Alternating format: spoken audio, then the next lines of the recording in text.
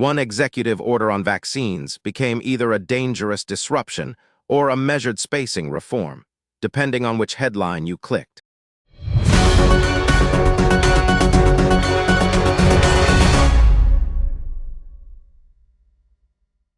This is Parallax Newsroom. Vox framed Trump's executive order as an attack on childhood vaccines.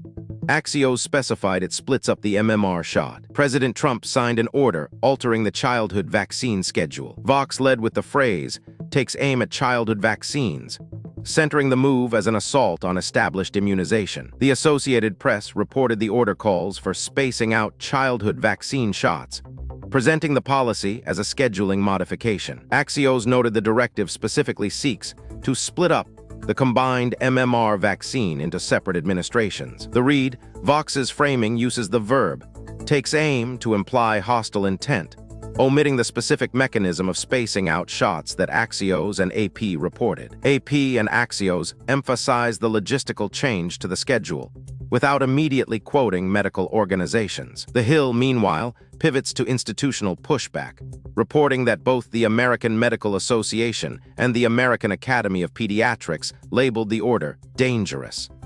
What is verifiable is that the order alters timing and separates a combined vaccine. What is spin is the characterization of that action as either a targeted attack or a benign adjustment. The outlets all describe the same document but choose different verbs, aim, space, split, to tell viewers whether to feel alarmed or curious. The Dispatch saw Democrats discarding a Michigan advantage, where Vox saw a landmark win for Muslim voters. Abdul El-Sayed won the Democratic primary for Michigan's U.S. Senate seat. Vox framed the victory as a landmark moment centered on Muslim voter engagement and the campaign's grassroots roots. The Associated Press focused on Trump's claims that El-Sayed hates Jewish people, juxtaposed against El-Sayed's stated commitments to Jewish safety. The Dispatch argued that Democrats have thrown away an advantage in Michigan by nominating him. The read, Vox and the Nation emphasize identity and movement politics, with the Nation calling the win a landmark, while stressing the fight continues. AP structures its story around the incoming Republican attack,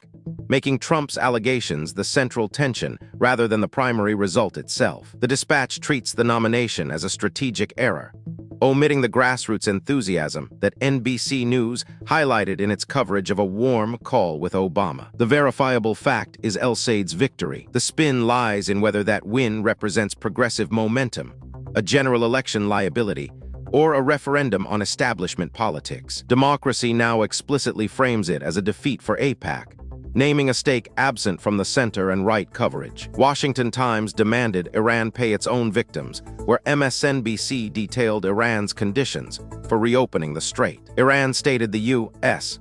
must meet conditions, including compensation, before the Strait of Hormuz can reopen. MSNBC reported Iran's position that all U.S.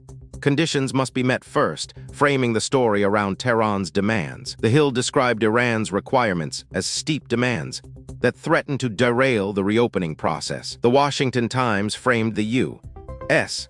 response as a rebuke, reporting Trump said Tehran should be the one compensating its victims. The read, MSNBC delivers Iran's conditions without immediate editorializing, letting the list of demands stand as the news. The Hill inserts the adjective steep and the verb derail, signaling futility before the reader reaches the details. The Guardian reverses the demand, reporting that Trump is demanding Iran pay compensation for decades of U.S. soldier deaths, which shifts the subject of compensation from America to Tehran. The Associated Press uses the verb scoffs to describe Trump's reaction, which colors the diplomatic exchange as dismissive. The verifiable fact is that Iran made demands and Trump rejected them. The spin is whether this exchange is a serious negotiation or a performative standoff, and each outlet's word choice tells the reader which to believe. The New York Post said Fauci privately warned of miscarriage risk, where CNN noted he discussed pregnancy safety. Senate Republicans released text messages from Dr. Anthony Fauci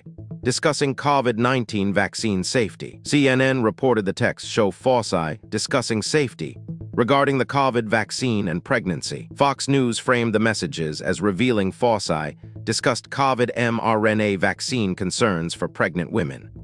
The New York Post stated Fauci privately warned of miscarriage risk, while publicly claiming no issues. The read, CNN uses the neutral noun, discussing safety, which encompasses a range of professional deliberation. Fox News escalates to the word concerns, implying worry rather than routine review. The New York Post goes furthest, using the verb warned and the specific noun miscarriage risk, paired with the adverb privately to construct a concealment narrative. All three outlets have the same text messages. What is verifiable is that Fauci exchanged messages about vaccine effects on pregnant women. What is spin is whether those messages constitute a routine safety discussion, an expression of concern, or a concealed warning that contradicts his public stance. The Post's framing of a public-private contradiction is the most specific charge, and it is the one detail the other two outlets do not explicitly assert. Across all four stories, the verb chosen by each outlet, aimed, warned, scoffed, discarded, does more framing than the facts themselves, so subscribe for the framing gap.